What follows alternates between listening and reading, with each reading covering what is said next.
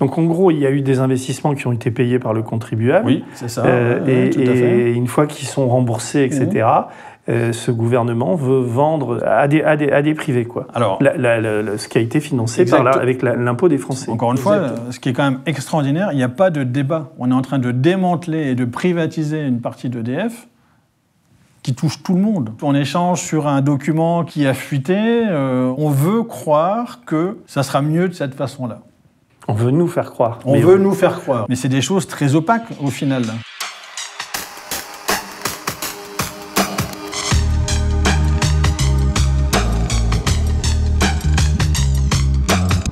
Laurent, je suis content de t'accueillir. Tu as vu dans ces nouveaux bureaux à Blast. Magnifique. Ouais. Donc tu es auditeur, tu es le directeur général d'une entreprise qui s'appelle 3E, qui fait l'audit, qui travaille pour les syndicats et qui fait l'audit de grosses boîtes, de multinationales, d'entreprises publiques et privées.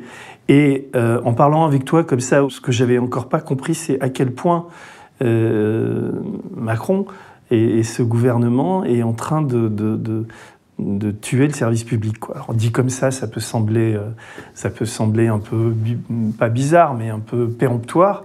Mais je voudrais qu'on discute ensemble tous les deux et qu'on rentre un petit peu dans le détail, puisque tu es à la fois un auditeur, donc tu vas m'expliquer ce qu'est ton métier, c'est-à-dire quelqu'un d'indépendant, et tu as un regard très distancié et non militant sur ce qui se passe en ce moment. Et je voudrais simplement démarrer là-dessus. Ce qui se passe en ce moment en coulisses est d'une gravité extrême. Est-ce que tu veux réagir à ce premier propos ? Oui, alors je valide. Je me souviens très bien de notre conversation, effectivement, sur les services publics en général, et plus particulièrement quelque chose qui est très grave aujourd'hui, c'est ce qu'on a appelé le projet Hercule. Oui. Alors pourquoi on s'intéresse au projet Hercule ? Nous, dans notre activité, comme tu l'as dit, on fait de l'audit. On est un groupe qui est spécialisé dans l'audit, mais pour le compte, soit des organisations syndicales, soit des représentants des salariés. Il faut dire qu'au niveau syndicat, c'est aussi bien la CGT que la CGC, que FO... C'est tous les syndicats confondus. Ceux qui veulent faire appel à nous font appel à nous. Et vraiment, on a un spectre très large, encore une fois. Il y a une soixantaine de salariés. Vous êtes un groupe moyen dans les sociétés d'audit ? On est un groupe moyen dans les sociétés d'audit, dans les sociétés telles qu'elles sont spécialisées sur cette niche de marché, en quelque sorte. Oui, on est plutôt quand même dans les... je dirais en 5e ou 6e position peut-être. Et on travaille aussi bien pour des PME que des grands groupes. Et en particulier, on est, je dirais, l'expert de référence d'un groupe comme EDF, pour les salariés, encore une fois, pour les représentants des salariés, ou comme la SNCF. Et on a eu l'occasion de travailler également sur la Poste. Ce que je voudrais, c'est qu'on se concentre là sur EDF. On parlera de la SNCF ou de la Poste aussi. On est d'accord. Mais donc, EDF, moi, en plus, j'ai un attachement particulier pour EDF, puisque mon père y travaillait, donc j'étais en vacances de la CCAS, j'ai connu EDF, c'était aussi un moment, c'était associé à Gaz de France, c'était la chaleur des pauvres, donc c'est un service public qui nous apporte de l'énergie, de la lumière, etc. Et là, donc, on a le sentiment que ce gouvernement est en train de vendre en douce, enfin en forçant ce bijou de famille, on va dire, ce qui appartient d'ailleurs à tous les gaziers, à tous les électriciens et à tous les contribuables français. Il est en train de le vendre au privé, mais en le partageant, etc. Est-ce que tu peux raconter le processus et votre audit, en quoi il a consisté ? Parce que là, on a le sentiment que le gouvernement fait machine arrière, mais en fait, il y a une sorte de plan secret pour vendre quand même EDF à des privés. Alors, effectivement, pour moi, c'est le patrimoine national, EDF. Encore une fois, ça a été mis en place par le Conseil national de la résistance, donc ça remonte quand même assez loin. EDF, pourquoi ça a été mis en place ? C'est pour donner l'électricité à tout le monde, de façon égalitaire sur le territoire, à des prix accessibles, et pour donner l'indépendance énergétique à la France. Bon. On peut prendre chacun de ces points, on peut dire que le contrat a été atteint Tout le monde a l'électricité sur le territoire, dans de bonnes conditions, dans de bonnes qualités.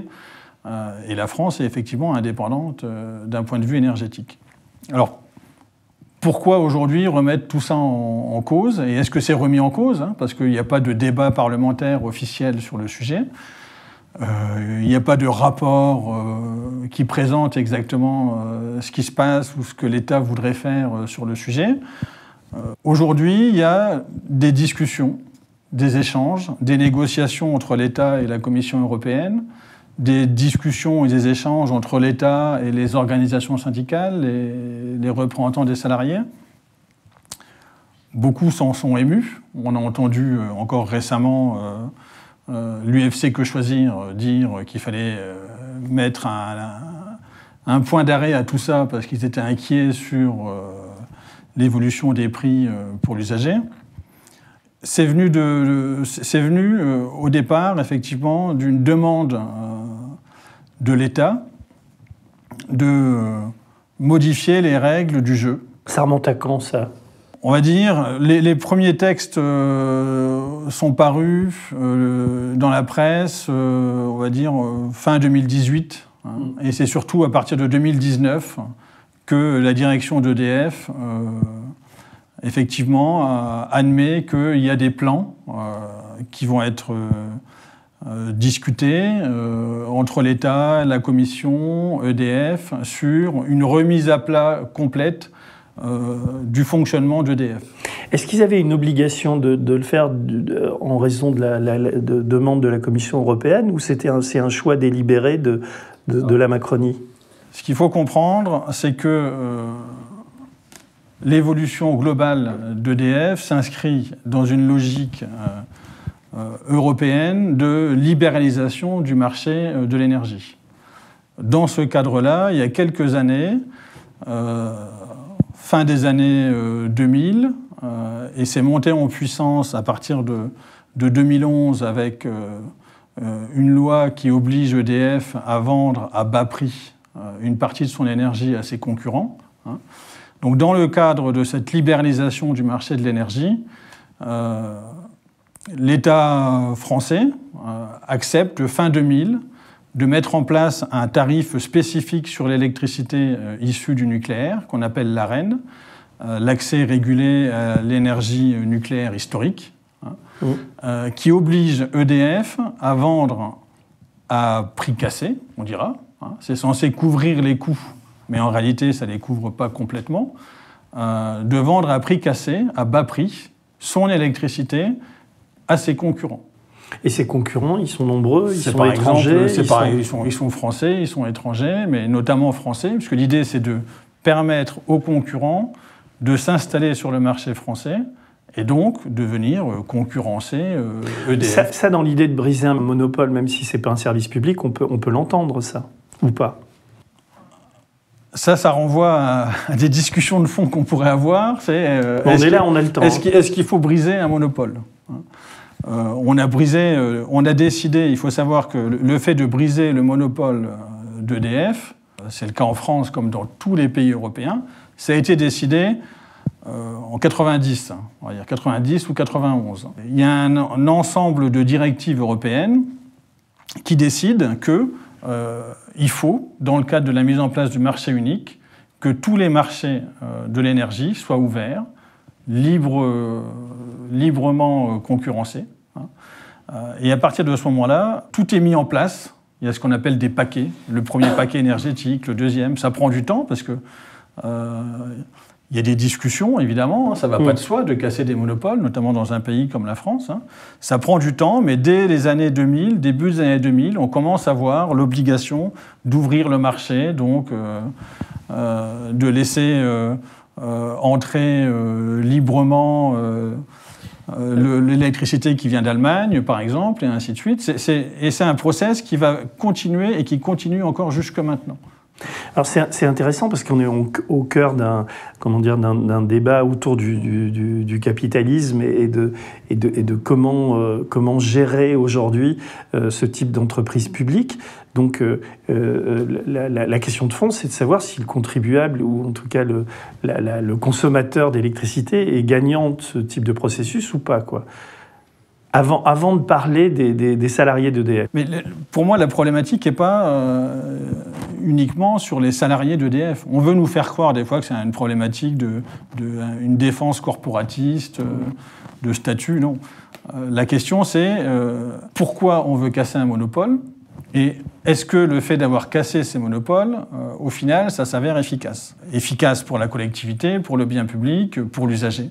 Et encore une fois, c'est pour ça que je rappelais l'histoire d'EDF. On ne peut pas dire que, jusque maintenant, il y a une problématique d'inefficacité ou de coût élevé de l'énergie et de l'électricité en France. Non, la France est des pays les mieux dotés. C'est un des pays les mieux dotés en termes d'accès sur tout le territoire français à l'électricité et en termes de tarifs, que ce soit pour les usagers ou pour les entreprises. Ce qui est peut-être un problème d'ailleurs. Alors qu'est-ce qui s'est passé donc, en 2018-2019 avec cette idée d'Hercule? C'est né, c'est du jus de crâne d'énarque, c'est l'entourage de Macron, ça faisait partie de son programme, enfin il fallait privatiser EDF. On a tendance à dire que c'est l'idée parfaite du banquier d'affaires. Explique alors pourquoi. Alors pourquoi? Alors déjà, je continue ce que je disais tout à l'heure. Il y a cette nécessité de faire en sorte de libéraliser le marché de l'énergie. Donc la Commission européenne veut qu'il y ait une égalité de traitement pour tous les opérateurs, que EDF ne soit pas privilégié. Donc on oblige pour ça. On considère que le fait que EDF ait un monopole, ou ait eu pendant longtemps un monopole, qu'il ait ses centrales nucléaires qui ont été payées par l'État, ça lui donne un avantage sur ses concurrents. Donc on oblige EDF, dans le cadre de cette arène, de vendre une partie de son électricité à bas prix à ses concurrents. Donc on demande à EDF d'aider la concurrence à s'installer contre lui. Et ça, c'est un réflexe, c'est quelque chose qu'on retrouve dans d'autres secteurs que l'énergie. Donc on demande effectivement de dire, voilà, vous allez brader, alors on ne dit pas brader, on dit au juste prix, mais en réalité, il s'est avéré que la façon dont ça a été calculé a été assez catastrophique pour EDF. EDF a été contraint, a été perdant sur tous les plans, a été contraint de vendre notamment à Total, mais à d'autres, à Direct Énergie ou d'autres, de l'électricité à bas prix. Ça se passe sous Chirac ou je me trompe? 90, tu dis ou... Non. 90, c'est vraiment les directives européennes qui décident de libéraliser le marché. Cette fameuse loi qui fixe un prix bas de l'énergie, c'est fin des années 2000, 2008, 2009, je crois que c'était le gouvernement Fillon, et 2011, ça entre vraiment en vigueur et on oblige EDF à livrer une part significative de son activité nucléaire, de son énergie nucléaire, de son électricité nucléaire, à ses concurrents. À partir de ce moment-là, EDF se retrouve dans une situation difficile en termes financiers. C'est-à-dire que cette loi aboutit de fait à fragiliser EDF, avec un manque à gagner important sur les revenus. Et EDF n'est notamment pas capable de... Ça lui pose un problème pour investir dans ses centrales, pas seulement dans le renouvellement des centrales, mais aussi dans la rénovation, dans l'entretien, dans la sécurité. Et EDF voit sa dette gonfler. Ça, c'est un fait. Et en 2018, 2019, je pense que c'était déjà le cas avant, il y a une volonté de se dire maintenant ça suffit, donc il faut arrêter ce système et on doit mettre fin à cette arène et à ce mécanisme qui pénalise EDF. Bon. A priori, ça semble une bonne idée. Ça, c'est la base. A priori, c'est une bonne idée. Sauf que ça va se traduire comment? Il y a un plan qui germe dans la tête, certainement y compris de notre président, puisqu'il avait déjà en partie cette idée lorsqu'il était ministre de l'économie, de dire on va faire un deal, on va faire un deal, on va convaincre la Commission européenne, l'Union européenne, d'accepter un rehaussement du tarif de l'électricité nucléaire, et en échange, on va donner des gages à la Commission pour qu'elle soit rassurée, à la Commission européenne pour la rassurer sur la libre concurrence. Et donc, une façon de donner des gages, ça va être de démanteler totalement EDF tel qu'il est aujourd'hui. Ça aurait pu s'arrêter là. Il dit, on va démanteler ce qui va permettre de répondre à certaines exigences de la Commission. Démanteler, ça signifie, comment dire, EDF, c'est un groupe, il y a beaucoup de choses. Il y a quoi ? Il y a les lignes à haute tension qui appartiennent à une filiale, il y a les centrales nucléaires, il y a les compteurs, aujourd'hui, il y a la société commerciale. Aujourd'hui, c'est un groupe qui est intégré. Il y a à la fois la production, qui peut être de la production d'électricité nucléaire, qui peut être la production d'énergie renouvelable, qui peut être la production hydraulique, qui est importante. Il y a à la fois le transport, les lignes à haute tension. Qui va être... Mais chaque fois, c'est des filiales, avec des patrons de filiales. Alors, à chaque fois, effectivement, c'est des filiales. Avec des patrons de filiales, il y a le transport, il y a la distribution. Et pour l'instant, excuse-moi si je te coupe, mais c'est pour comprendre, pour l'instant, ils sont 100% étatisés. Pour l'instant, toutes ces filiales. Tout appartient à EDF. Alors... Je laisse de côté. Alors, EDF détient directement 100% de la distribution, notamment, et d'un certain nombre d'autres filiales, de la partie aussi énergie renouvelable. Il y a RTE qui s'occupe du transport, de tout le réseau de transport, qui est en partie, qui a d'autres actionnaires, comme la Caisse des dépôts ou la CNP Assurance. Mais EDF en lui-même n'est pas 100%, contrairement à ce qu'on croit souvent, n'est pas 100% aux mains de l'État. Il y a une partie d'actionnaires privés. Qui représente quoi ? Infime ? Une petite partie, je crois qu'on est aux alentours de 13%. 13%, c'est la part des investisseurs institutionnels dans EDF. Il y a aussi des investisseurs individuels et il y a aussi une petite part de salariés. D'accord. Les deux, c'est un peu plus de 3%. Mais au global, on est aux alentours de 16%, entre 16 et 17%, qui n'est pas dans le giron de l'État. D'accord. Mais alors, ce que j'avais compris, ce que j'avais compris la dernière fois quand on en avait parlé, c'est que la plupart de ces filiales sont déficitaires, parce que ça coûte cher d'entretenir des lignes à haute tension, ça coûte cher d'entretenir des centrales nucléaires, ça coûte cher de transporter l'électricité, mais certaines font gagner de l'argent. Je pense à Enedis, qui tu peux expliquer ce que c'est, et donc il y a une disparité, quoi, certaine. Et c'est là-dessus que joue Macron, et c'est là-dessus qu'on se fait vraiment avoir, quoi. Il faut savoir que toutes les filiales d'EDF ne sont pas excédentaires, même si le groupe lui-même est largement excédentaire. Et surtout, dedans, il y a effectivement une pépite, on va dire, une activité qui génère du cash, c'est ce qu'on appelle Enedis, c'est-à-dire c'est la société qui est en charge de la gestion du réseau et de la distribution d'électricité. Ce sont les agents Enedis qui viennent installer les compteurs, par exemple. Mais avant, c'était des agents EDF, maintenant ça s'appelle Enedis. En fait, voilà, ça a toujours été, avant c'était ERDF, et ERDF a été transformé en Enedis. Alors pourquoi c'est intéressant ? Parce que je disais tout à l'heure, pour donner des gages à la Commission européenne, on décide de démanteler EDF. Démanteler EDF, ça veut dire que plutôt que d'avoir une gestion unitaire, on va avoir, ça c'est dans les esprits effectivement du gouvernement. Non, je pensais au côté un peu marketing. Plutôt que de dire on démantèle, qui est un gros mot, c'est on va créer un EDF bleu dans lequel il y aura le nucléaire, un EDF vert dans lequel il y aura l'énergie renouvelable, et puis on a même eu l'idée de créer un EDF azur dans lequel il y aurait l'hydraulique. Et l'idée, c'est de dire ces différentes branches vont fonctionner de façon autonome, sans lien entre elles, de façon à garantir que, y compris l'énergie et l'avantage qu'aurait EDF d'avoir les centrales, ne se répercute pas sur ses autres activités. À la limite, ça aurait pu en rester là. Et notamment de se dire, on va séparer différents types de production, et on va séparer la production de la distribution. La distribution, c'est donc Enedis en particulier. La particularité d'Enedis, je l'ai dit, c'est que c'est très générateur de cash. Et ça va l'être encore plus parce que... Tu as une idée des chiffres ?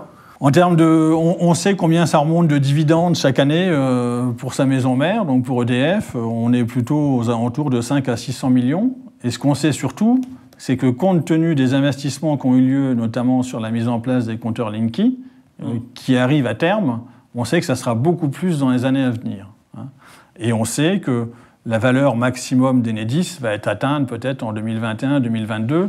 Les investissements seront passés et il n'y aura plus que le cash qui sera généré, même s'il y aura encore des investissements. Donc en gros, il y a eu des investissements qui ont été payés par le contribuable. Oui, c'est ça. Tout à fait. Une fois qu'ils sont remboursés, etc., ce gouvernement veut vendre à des privés, quoi. Alors, ce qui a été financé avec l'impôt des Français. Exactement. C'est-à-dire que... Et ça, c'est Hercule. Il y a Hercule, c'est le démantèlement dans le sens où on fait plusieurs entités différentes et on aurait pu en arrêter là, mais c'est là où il y a quelque chose qui ne passe pas, c'est qu'on dit non, on ne se contente pas de démanteler, en plus, on va faire rentrer des capitaux privés dans une des activités.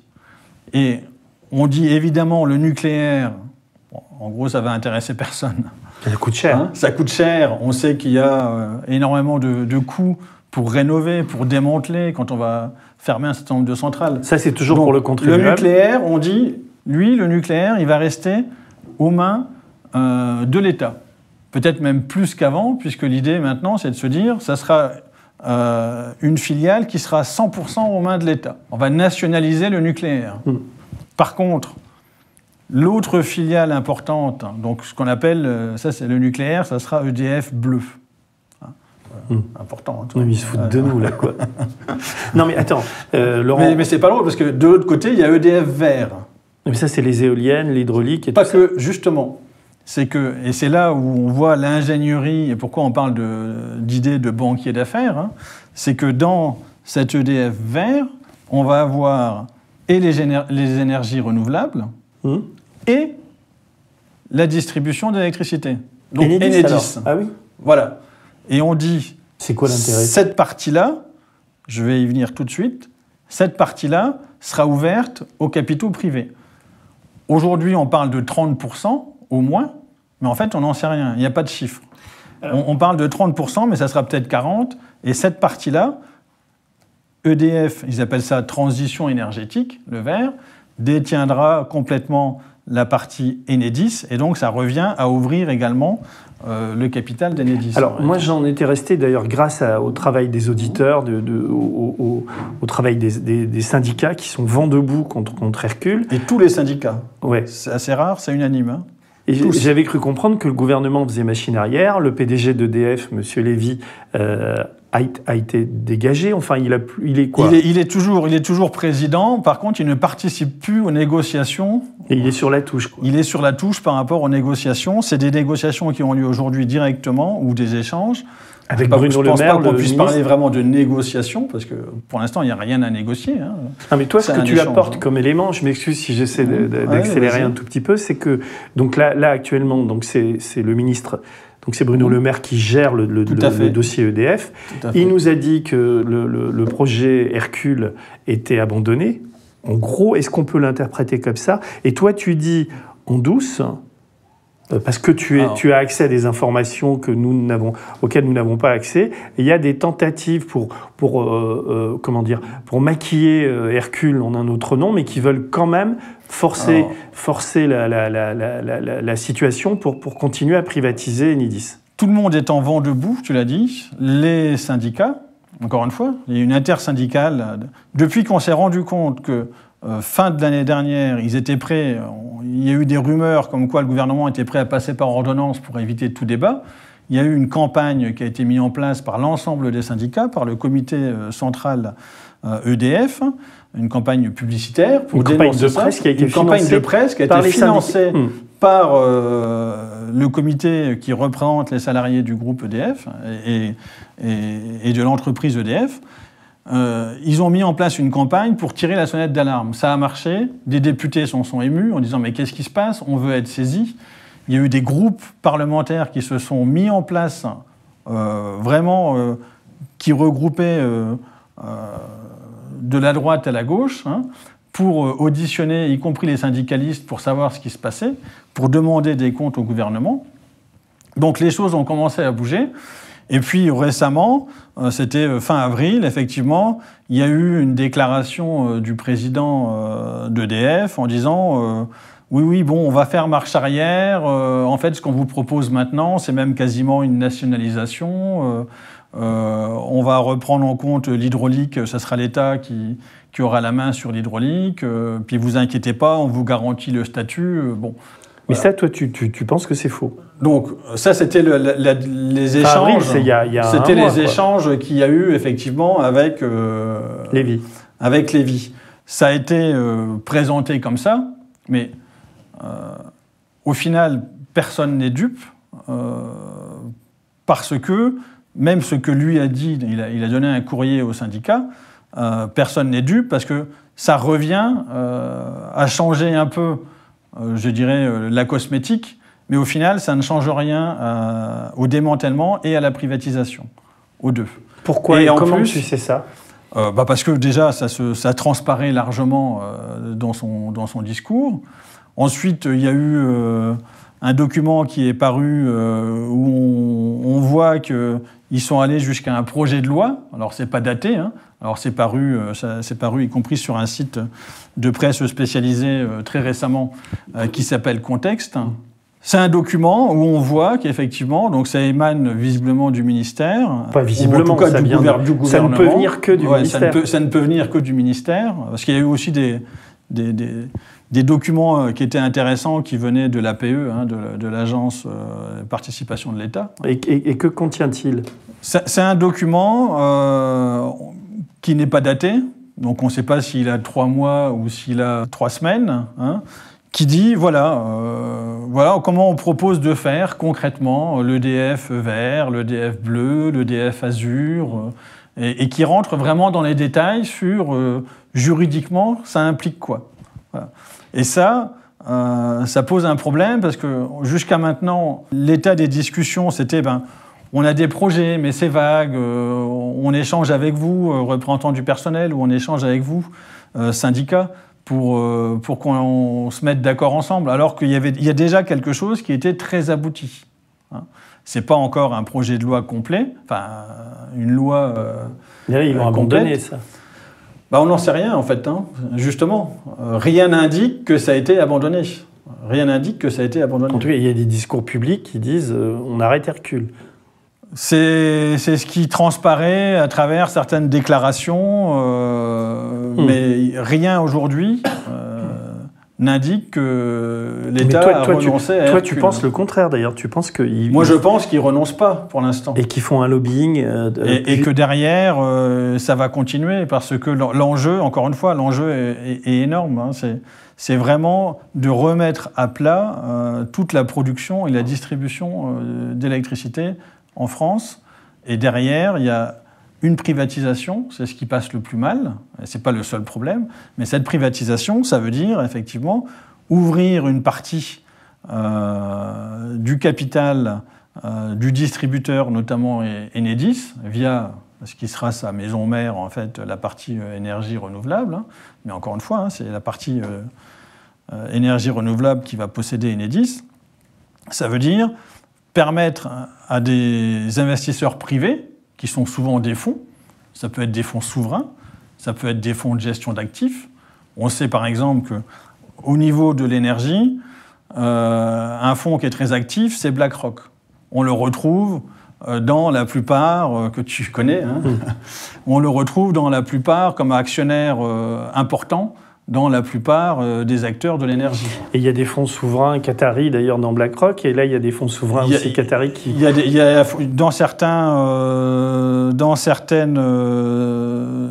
Certains énergéticiens, on trouve des fonds qataris, on trouve le fonds souverain norvégien qui est très actif. Oui, mais ça c'est dans les documents publiés cette semaine ou pas, ça? L'attrait de ces... Non, ça c'est une analyse qu'on peut faire, parce qu'on retrouve, que ce soit chez les Allemands E.ON, RWE, Enel, Iberdrola, tous ceux qui ont ouvert leur capital aux investisseurs privés, on retrouve toujours les mêmes. D'ailleurs, aujourd'hui, je parlais des 13% qui sont aux mains des investisseurs, de gros investisseurs institutionnels, donc ni individuels ni salariés.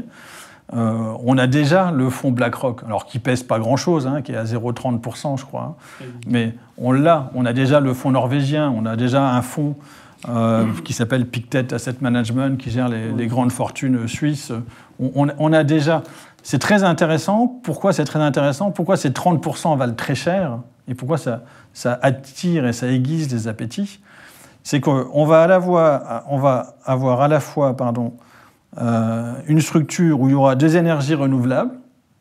Ça, c'est très attrayant aujourd'hui, parce qu'on sait que ça va ne faire que se développer.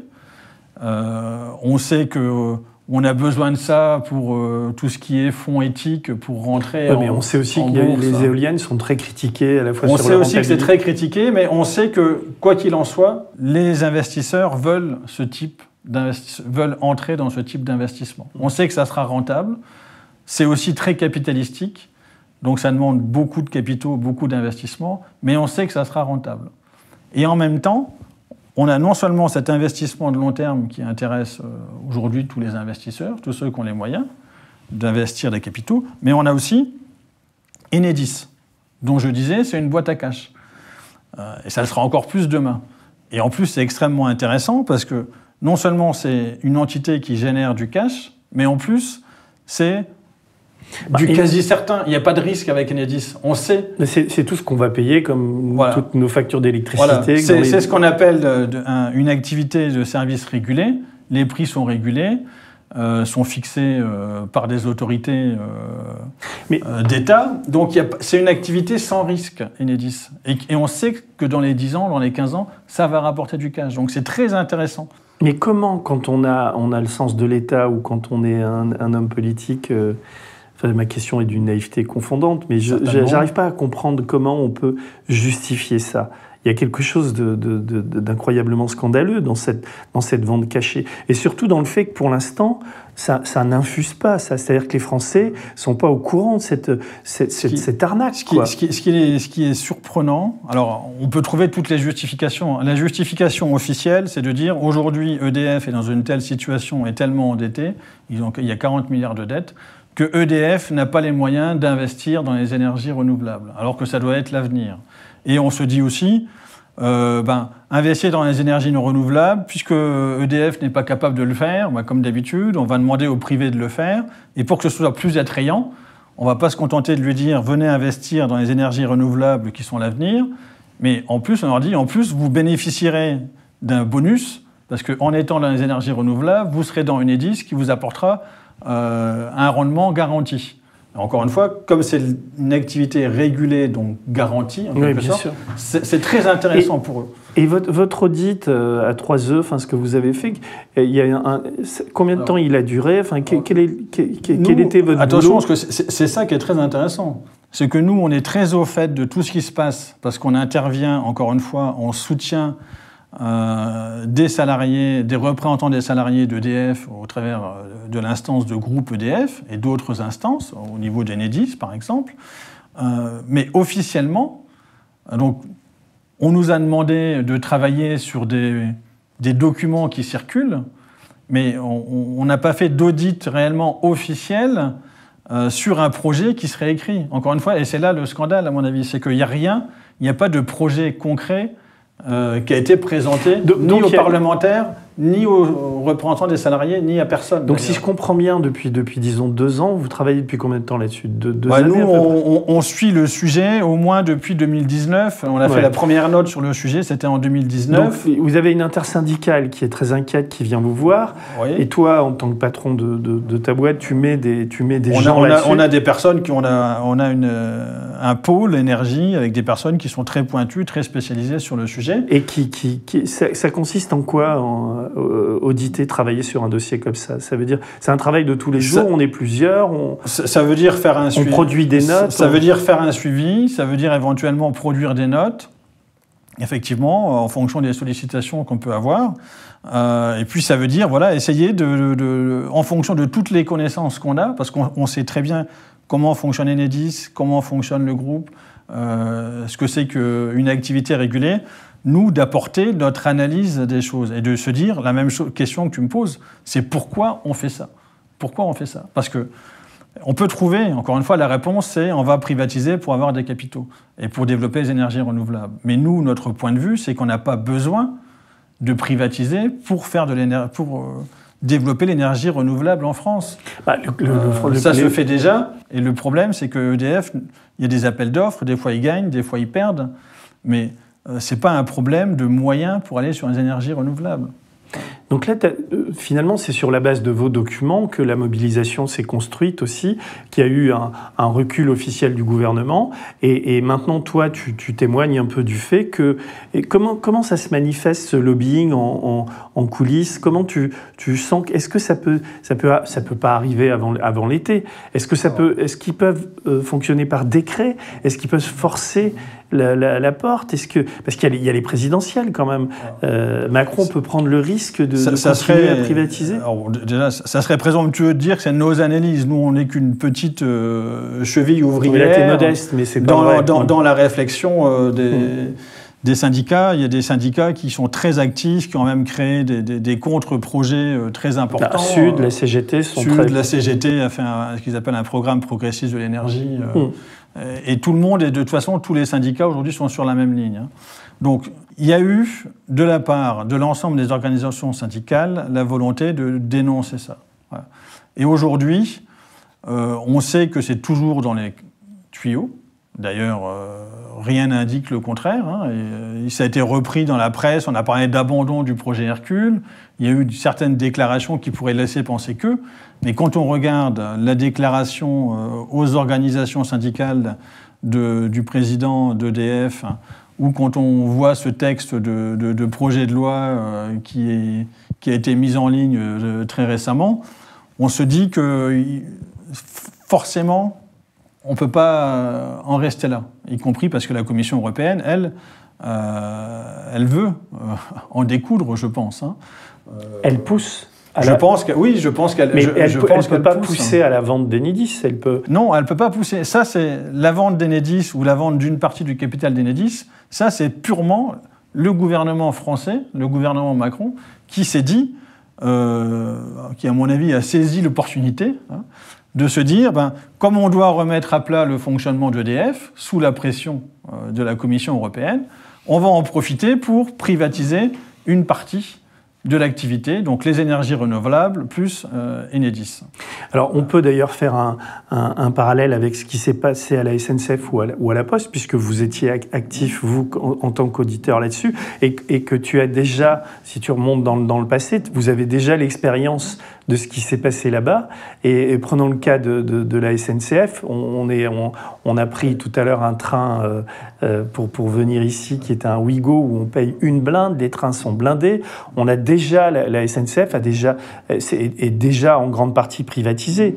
Et le processus au niveau de la SNCF est bien plus, même si on peut parler bien plus avancé que les EDF. Et justement, il y a une mobilisation EDF parce qu'ils disent on ne veut pas devenir ce qui se passe à la SNCF et encore moins ce qui se passe à la Poste. C'est très intéressant parce que sur la SNCF, effectivement, c'est un peu comme si la SNCF, de ce point de vue-là, avait de l'avance. C'est-à-dire que l'ouverture à la concurrence, c'est exactement le même principe. L'Union européenne fait des directives et ensuite il faut les mettre en place. Ça prend 20 ans, 30 ans et on les met en place coûte que coûte. Aujourd'hui, tout a été mis en place pour qu'il y ait une ouverture à la concurrence complète au niveau de la SNCF. On a séparé, on a démantelé ce qui était auparavant la SNCF en séparant bien ce qui est la gestion du réseau de ce qui est la gestion des voyageurs et ainsi de suite. Ça pose des tas de problèmes aujourd'hui. On n'a pas gagné en efficacité. Personne n'est capable de dire que c'est plus efficace. Personne. On peut, et c'est vrai aussi sur l'énergie. Si quelqu'un est capable de démontrer que l'ouverture à la concurrence a produit des gains ou pour les usagers ou pour la collectivité, c'est impossible. Personne ne l'a fait. On a fait, nous, des revues d'études empiriques universitaires. Ça n'existe pas. Par contre, donc, pour faire plaisir, pour rentrer dans ce cadre des libéralisations, on a mis en place tout un ensemble de mesures au niveau de la SNCF qui se traduisent effectivement par des vrais problèmes de perte d'efficacité. On n'aura malheureusement pas le temps de venir sur tout le sujet, mais c'est le cas. Par contre, ils ont réussi, entre guillemets, à la SNCF, à satisfaire l'Union européenne sans pour autant privatiser. C'est ça qui est intéressant. Là, sur l'énergie, on ne se contente pas de dire on va faire la même chose que ce qu'on a fait sur la SNCF. On veut faire la même chose en séparant la production et la distribution, mais en plus, on va privatiser. Donc démanteler, c'est la même chose. Par contre, aller jusqu'à la privatisation, la SNCF, l'État n'a pas osé aller jusqu'à privatiser la SNCF. Ça résiste. Par contre, le vrai combat, il est là aujourd'hui sur l'énergie, parce qu'on veut faire rentrer dans Enedis des capitaux privés, ce qui pose ensuite des questions au niveau de l'intérêt général. Ça veut dire que ça seront une partie, les intérêts privés, qui vont piloter des choses aussi importantes que la distribution d'électricité. Ça veut dire des problématiques peut-être sur les prix. Tout le monde anticipe une hausse des prix. Ça veut dire des problématiques peut-être sur... Pourquoi peut-être sur les prix, c'est déjà le cas. C'est là-dessus, par exemple, l'UFC Que Choisir a tiré la sonnette d'alarme. Non, mais ça va augmenter les prix. Vous avez le CIPEREC qui regroupe une grande partie des communes d'Île-de-France, parce qu'il faut savoir que Enedis n'est pas propriétaire du réseau électrique. Il ne fait qu'en exploiter la concession qui lui est donnée. Donc, ils sont contre. Ils parlent de hold-up. Le CIPEREC, qui représente les communes, lorsqu'il parle du projet Hercule, il parle de hold-up des usagers et hold-up vis-à-vis des collectivités. Donc, tout le monde est contre ça. Parce que derrière, y compris, le risque, c'est que les actionnaires privés, qui représentent quand même au moins 30%, peut-être 40%, peut-être plus, disent nous, plutôt que d'investir dans la qualité du réseau, on préfère avoir des résultats. Et puis on va prendre du cash. Pour l'instant, c'est en projet. Il n'y a pas encore de Pour l'instant, l'instant, c'est en projet. Mais il n'y a aucun débat sur le sujet. Et ça peut-être... Est-ce qu'il serait capable de passer par ordonnance avant l'été? On a du mal à y croire, mais ça peut passer en septembre, en octobre. Et tout est possible si ça ne se mobilise pas, quoi. Tout est possible. Si ça ne s'était pas mobilisé, ça serait déjà fait. Ça, tout le monde a cette conviction. Et on a la cruelle expérience de l'autre jambe d'EDF qui s'appelait GDF, donc Gaz de France, qui était une société nationalisée. C'était la chaleur des pauvres. C'était payer le chauffage pour tout le monde, une égalité. C'est ça. Et d'ailleurs, il y a un parallèle. Et là, on avait des promesses de François Hollande, de Nicolas Sarkozy, et ils ont privatisé quand même. Et c'est Suez qui a ramassé le morceau. Albert Frère, ces milliardaires-là. Et le prix du gaz est monté comme ça, quoi. Le prix du gaz est monté en flèche. C'était censé être, à l'époque, on disait même que c'était la nationalisation de Suez, quand on a vu la fusion GDF-Suez. Oui, mais alors ma question, c'est est-ce qu'un État... parce que là, dans la présentation que tu fais, tu dis la Commission européenne a des directives, etc. Est-ce qu'un État a la possibilité juridique de résister à ces directives, de contourner l'obstacle, d'affirmer haut et fort que... C'est une question déjà de volonté politique, je pense. Encore une fois, ce qui est quand même extraordinaire, il n'y a pas de débat. On est en train de démanteler et de privatiser une partie d'EDF qui touche tout le monde. Il n'y a aucun débat. Ça, c'est déjà extraordinaire, quand même, qu'on en arrive là. Et pourquoi il n'y a pas de débat ? Il n'y a pas de débat parce que ça fait partie des choses. L'ouverture à la libre concurrence, on n'en débat pas. Et puis ensuite, derrière, oui, il y a un débat qui serait encore plus gênant, c'est cette histoire d'ouverture du capital et d'arrivée d'investisseurs qui ne sont pas l'État. Parce que ce n'est pas obligatoire. Rien n'oblige l'État à le faire. C'est ça que je veux dire. Mais s'il n'y a pas de débat, c'est d'abord un problème politique aussi. C'est parce que les partis, quels qu'ils soient, si on met de côté La République En Marche, qui est favorable à ce type de privatisation et de projet de loi, on peut dire que du Rassemblement National à la droite et à la gauche, ou ce qu'il en reste, tout le monde est opposé à ça. Pour des raisons diverses, tout le monde est opposé à ça. Mais le problème, c'est qu'à partir du moment, et c'est là où il y a une certaine subtilité, on ne met pas sur la table un projet concret, on échange sur une petite feuille de route, on échange sur un document qui a fuité, on échange sur des éléments que la direction d'EDF a fournis aux syndicats, mais c'est des choses très agrégées, très très opaque au final. Est-ce que, parce que moi je n'ai pas étudié le dossier suffisamment finement, est-ce qu'on a des déclarations d'Emmanuel Macron ou d'Édouard Philippe ou de Castex ou de Le Maire qui affirment vouloir privatiser, enfin, ou est-ce que là aussi ça louvoie en permanence? Ça louvoie, je dirais plutôt que ça louvoie. Voilà. Après, aujourd'hui, personne ne nie qu'il y a cette idée parce qu'y compris le président d'EDF l'a écrit au syndicat, la volonté de privatiser au moins 30% de la partie énergie renouvelable et c'est pour ça qu'il a dégagé, parce qu'il n'aurait peut-être pas dû le dire. Il était contraint de le dire, lui ? Je ne sais pas. En tout cas, ce qui est sûr, c'est que maintenant, il ne fait plus partie du tour de table. Hein. Je pense, moi, que... C'est un président fantoche, il sert à quoi ? Il pilote EDF, mais en tout cas, il ne s'occupe plus de l'avenir d'EDF dans la discussion avec les syndicats. Ça, c'est sûr. Il a été mis sur le côté. C'est Bruno Le Maire qui reçoit directement. Moi, je ne pense pas que ce soit le fait qu'il ait donné cette information, qu'il ait fait ce courrier aux syndicats, qu'il ait fait partir. Je pense que c'est parce qu'il est en échec, il n'arrive pas à convaincre. Hein. Et il n'arrive pas à convaincre parce que c'est impossible de convaincre de l'intérêt de faire rentrer. Toute personne qui connaît le dossier sait qu'EDF n'a pas besoin d'actionnaires privés pour aller sur les énergies renouvelables en France. Tout le monde le sait. Tout le monde sait que le problème, c'est le tarif de l'électricité.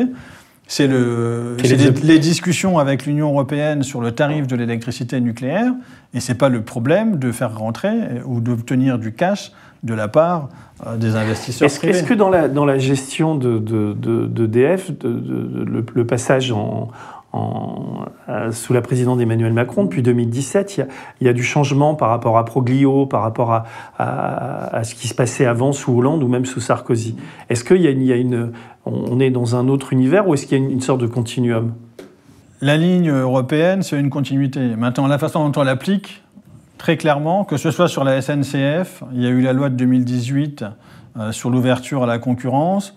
Les dernières informations, mesures qui ont été prises concernant, par exemple, la SNCF, qui a été très peu aidée, à qui on demande de sortir des résultats comme s'il n'y avait pas eu la crise de la Covid, par exemple. Ça, c'est typiquement le gouvernement actuel qui le fait. Et cette façon de résoudre le problème de l'équation économique d'EDF, non seulement en démantelant ce qui est déjà dangereux pour chacun des usagers, mais en plus en faisant rentrer le privé au capital, ça, c'est aussi une idée, très clairement, du gouvernement actuel. Encore une fois, ce qu'il faut comprendre, c'est que rien n'oblige à mettre en place un actionnariat privé. Tout comme rien n'empêche de garder... Mais on sait par ailleurs, tu l'as dit au début de l'exposé, que EDF est un gouffre financier du fait de sa politique nucléaire, du fait de centrales qui sont vétustes, du fait des programmes EPR qui perdent un fric fou. Et donc, il y a sans doute l'idée à l'intérieur du groupe de compenser, quoi. Enfin, ou autrement, comment peuvent-ils financer ce programme nucléaire ? Même si le nucléaire nous assure une sorte de souveraineté énergétique, ça coûte quand même extrêmement cher, quoi. Il y a quand même des mauvais choix qui ont été faits. Alors ça coûte cher, on sait qu'il y a eu des problèmes avec Flamanville, par exemple. Hein, même en Finlande, en Angleterre. Ou en Finlande, il y a eu toute une série d'échecs sur lesquels il faut aussi se pencher. Pourquoi on a eu ces échecs ? Parce qu'on a aussi perdu beaucoup de savoir-faire, parce que on a eu une logique financière de court terme. Hein, et à partir du moment où on perd du savoir-faire, où on fait un peu trop appel à la sous-traitance, on en arrive à ne plus savoir construire un EPR sans que ça coûte une fortune. Donc derrière, il y a eu là aussi des choix économiques et financiers de court terme qui n'ont certainement pas été judicieux.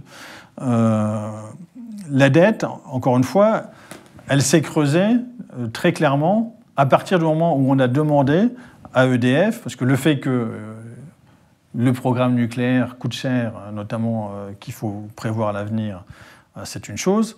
Mais je reviens sur ce que j'ai dit tout à l'heure, cette fameuse arène, c'est le fait de vendre une part importante à la concurrence qui ne couvre pas les dépenses. Donc ça a vraiment fait exploser la dette d'EDF. Donc le problème, il est sur le prix et sur l'obligation qu'on a fait à EDF de vendre à bas prix, au prétexte que ça devait être une garantie pour que la concurrence se mette en place. Alors on est encore face à cette folie européenne avec ces directives qui...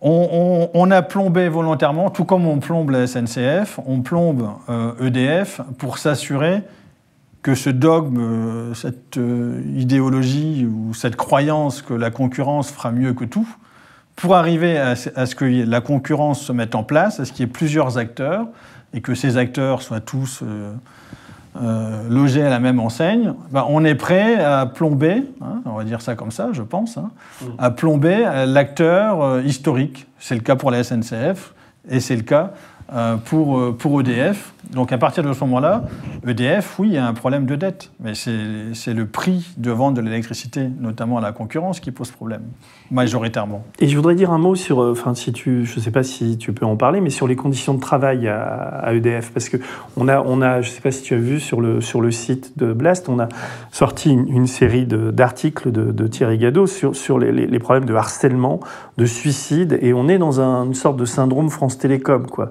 avec des managers qui sont hyper violents, avec des conditions de travail qui se détériorent, avec des problèmes mentaux, etc. Est-ce que tout ça, est-ce que ce contexte peut expliquer aussi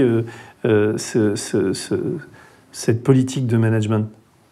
Je pense, c'est ce qu'on a vu au niveau de Orange. On a aussi des problématiques au niveau de la SNCF ou au niveau de la Poste, malheureusement, de bien-être au travail et de difficultés dans son travail à partir du moment où on était quand même agent, on était au service d'un usager, et pour un bien commun. Aujourd'hui, et depuis un certain nombre d'années, on explique que non, on est salarié et qu'on doit effectivement contribuer à dégager de la marge et qu'il faut réduire les coûts. Et ça, c'est quelque chose qui est très prégnant et très présent dans tous les grands groupes aujourd'hui publics. Et donc il y a des campagnes de presse, parce qu'il y a une responsabilité aussi des journalistes qui nous expliquent que, d'ailleurs, comme les cheminots, les agents d'EDF ne payent pas leur chauffage, sont des privilégiés, etc. Et on rogne un petit peu leur... C'est facile, hein. C'est facile. Hein. Mais c'est vrai qu'ils ne payent pas leur chauffage. Oui. Tout comme c'est vrai que les agents SNCF ne payent pas le train lorsqu'ils le prennent. Ouais. Après, il faut faire une analyse profonde du statut, de ce que ça veut dire, parfois en termes d'astreinte, en termes d'investissement, en termes de sens du service public. Tout ça, c'est un ensemble. Encore une fois, on ne peut pas regarder que les indicateurs financiers. Sinon, on va droit dans le mur. Et je voudrais... Est-ce que ton métier d'auditeur travaillant comme ça pour des entreprises publiques ou pour des syndicats est un métier d'avenir, ou est-ce que parce que là, vous êtes quand même une sorte de dernier rempart ou de dernier verrou. C'est-à-dire que si vous n'aviez pas les moyens de faire ces audits, le programme Hercule serait déjà passé. Enfin, ça, c'est moi qui le dis. Mais il n'y a pas que vous, hein, il y a d'autres sociétés d'audit, etc. Mais là, avec toutes ces agressions multiples on va dire, de cet hyper-libéralisme porté par La République En Marche, est-ce que vous avez les capacités de résister ? Est-ce que l'ambiance au niveau syndical et au niveau des sociétés d'audit comme les vôtres, est-ce que ça va ? Ou est-ce que vous vous sentez fragilisé aussi ? Nous, encore une fois, on travaille, je dirais, tous secteurs confondus. On est très présent dans le service public, SNCF ou EDF, mais on travaille tous secteurs confondus. Aujourd'hui, ce que l'on constate, c'est qu'il y a quand même une vraie mobilisation, globalement, des représentants des salariés, des syndicats. Mais pas du public. Comment ? Pas du public. Si. Mais du grand public, des gens, les gens sont pas au courant. Du public, oui. D'où il y a cette volonté, il y a ce travail c'est pour ça que t'es là, d'information. C'est pour ça que je suis là. C'est pour ça qu'eux-mêmes font des campagnes qui publient, que ce soit les syndicats ou que ce soit les instances du personnel, publient des choses et essayent de communiquer. Et il y a quand même cette volonté de résister. Et je pense que, y compris le public au sens large, se rend compte des dégâts que ça a pu faire, cette libéralisation, au niveau de la Poste, au niveau de la SNCF, même si le pire est à venir au niveau de la SNCF. Voilà, il y a un travail de fond. Nous, on n'est qu'un outil au service, effectivement, des représentants des salariés ou de leurs organisations syndicales, mais bon, le problème, c'est pas notre avenir à nous. Ça l'est un peu, non? C'est pour ça que je te posais la question. C'est vraiment l'avenir de nous. Voilà. Malheureusement, je dirais, compte tenu de tout ce qui se passe, de toutes les restructurations qui sont en cours et de la façon dont on essaie de transformer la société, on fait beaucoup appel à nous, oui, c'est sûr. Et là, une dernière question autour d'EDF et de l'avenir. Est-ce que le Covid et tout ce qui s'est passé avec la pandémie, est-ce que ça a une incidence sur ce bras de fer ou est-ce que c'est surmontable? Ça a contribué forcément à détériorer les comptes, hein. Mais le bras de fer, non, n'a pas faibli. Et d'ailleurs, on voit pour la première fois, je pense, le gouvernement, le projet de loi n'est toujours pas passé. Il n'y a rien qui a été donné aux parlementaires, il n'y a pas de projet officiel, et on voit le gouvernement qui est vraiment en difficulté. Ils veulent le faire passer, je pense, mais ils ne savent pas comment. On peut espérer qu'il ne se passera rien avant la rentrée de septembre. On peut espérer qu'il ne se passera rien avant la rentrée de septembre. Là, ça va être compliqué aujourd'hui. Là, maintenant, on peut l'espérer. Maintenant, les enjeux sont tellement importants, encore une fois. Il faut bien mesurer ce que ça représente de faire cette réforme, y compris ce que ça représente en termes financiers pour les éventuels investisseurs. Encore une fois, c'est vraiment la poule aux œufs d'or. Privatiser cette partie qu'ils appellent EDF Verte, énergie renouvelable, plus Enedis, c'est un cocktail parfait pour les investisseurs. Et ça peut rapporter 20, 30 ou voire 40 milliards d'euros à l'État. Alors, à l'État, peut-être plutôt de l'ordre de 20, je dirais. Et puis ensuite, après, il faut voir à quelle perspective on se situe. L'idée, dans une logique de banquier, c'est de se dire, bah oui, le fait d'isoler les différentes parties d'EDF, ça permettra de mieux valoriser que si on avait tout. Hein, c'est ce qu'on appelle la décote du conglomérat quand on fait de la finance. Hein. C'est que mieux vaut mettre en bourse un ensemble d'éléments ou mieux vaut valoriser 3 EDF qu'un seul. Mmh. Non, mais j'ai compris. Les financiers, en général, préfèrent. Mais il y a l'avantage pour l'État. L'État a besoin de cash. Même si dans le dernier élément qui a été présenté, ça pourrait aussi lui coûter s'il nationalisait vraiment la partie nucléaire à 100%. Mais ça a aussi, surtout, un avantage pour les investisseurs financiers, encore une fois. Il y a un cadeau. On est au cœur du débat politique et de la fracture entre, on va dire, libéraux et non-libéraux. Libéraux, non-libéraux. Et pourquoi? Encore une fois, moi, ce que j'aimerais juste avoir un débat sur pourquoi le faire.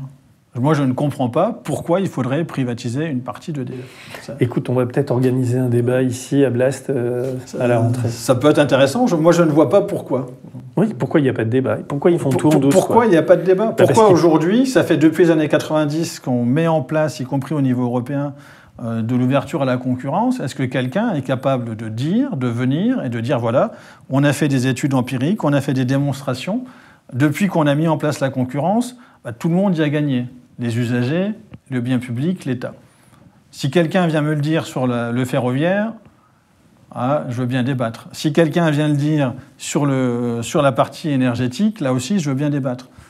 On peut faire toutes les recherches qu'on veut. Non, c'est purement idéologique. On veut croire que ça sera mieux de cette façon-là. On veut nous faire croire. On veut nous faire croire. Alors, soit ils le croient eux-mêmes, soit derrière, on sait qu'il y a des milliards en jeu. S'ils le croient jeu. eux-mêmes, c'est qu'ils sont vraiment cons, quoi. Ouais, tout est possible.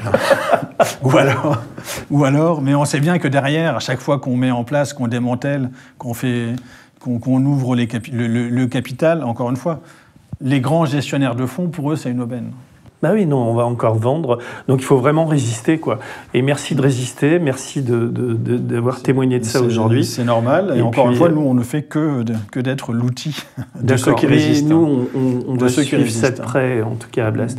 Bon, si vous voulez qu'on continue à faire ce genre d'émission et d'autres, il faut nous aider. Il faut, si vous êtes fauché, il faut vous abonner à YouTube. Et autrement, vous pouvez vous abonner évidemment sur notre site, 5 € par mois pour s'abonner à Blast. Et puis, vous pouvez prendre des parts sociales ou faire des dons défiscalisés. On a vraiment besoin de vous, plus que jamais. C'est un peu comme EDF, quoi. On a besoin de poches de résistance partout, y compris dans les médias. Merci.